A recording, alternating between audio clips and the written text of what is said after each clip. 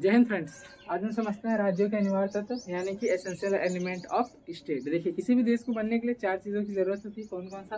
पहला आता है हमारा एरिया, दूसरा आता है हमारा पॉपुलेशन, तीसरा आता है हमारा सॉवर्जिनिटी और चौथा आता है हमारा गवर्नमेंट। देखिए, किसी भी देश को बनने के लिए इन्हें 4 चीज़ों की जरूरत है। अब देख लेते हैं चारों चीज़ों के अंदर क्या क्या चीज़ें आती हैं। सबसे पहले आता है हमारा एरिया यानी क्षेत्रफल। किसी भी देश को बनने के लिए उसका क्षेत्रफल होना जरूरी है, बिना क्षेत्रफल के कोई भी देश बन नहीं सकता। दूसरा हमारा आता है जनसंख्या यानी कि पॉपुलेशन। जो भी देश है उसमें क्षेत्रफल के साथ जनसंख्या भी होनी चाहिए। तीसरा हमारा क्या आता है?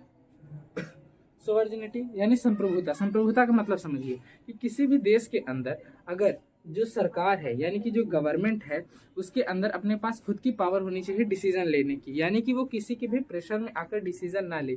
जो भी डिसीजन ले वो खुद से डिसीजन ले, उससे कोई भी डिसीजन लेने के लिए किसी से परमिशन ना लेनी पड़े, यानी कि वो इंडिपेंडेंट हो।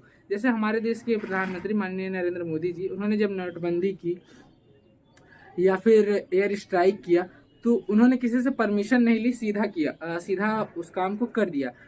उसी को कहते हैं संप्रभुता, यानी कि आपको किसी से परमिशन ना लेनी पड़े। वो क्या है? संप्रभुता है। इसके बाद नेक्स्ट आ जाता है हमारा गवर्नमेंट यानी कि सरकार। किसी भी देश को चलाने के लिए सरकार बहुत ही जरूरी है। बिना सरकार के किसी भी देश का चलना बहुत ही मुश्किल है। लेकिन यहाँ पर राज्यों का मतलब आप देश को समझेंगे, स्टेट को नहीं समझेंगे। जैसे हमारा स्टेट है तो यहाँ पे राज्यों का मतलब आप देश को पूरा समझेंगे।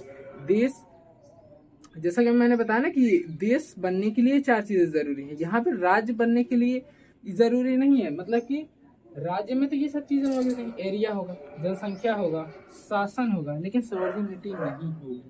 जैसे कि जब नोटबंदी हुई थी तो पूरे देश में नोटबंदी हुई थी।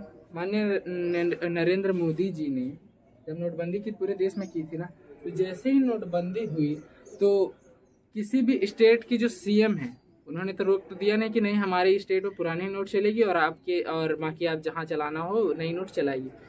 तो उन्हें मतलब कि उन्होंने ऐसा तो कुछ कहा नहीं, क्योंकि उनके पास ऐसी पावर है ही नहीं। यानी कि सोवर्जिनिटी यानी संप्रभुता का मतलब है कि आपके पास खुद का पावर हो डिसीजन लेने का। लेकिन स्टेट में तो ऐसा होता नहीं। यानी कि ये सीधा सा समझिए कि ये किसी भी कंट्री की यहाँ पर बात हो रही, किसी स्टेट की बात नहीं हो रही है। ठीक है, मिलते हैं नेक्स्ट वीडियो में किसी नेक्स्ट टॉपिक के साथ। तब तक के लिए जय हिंद, जय भारत।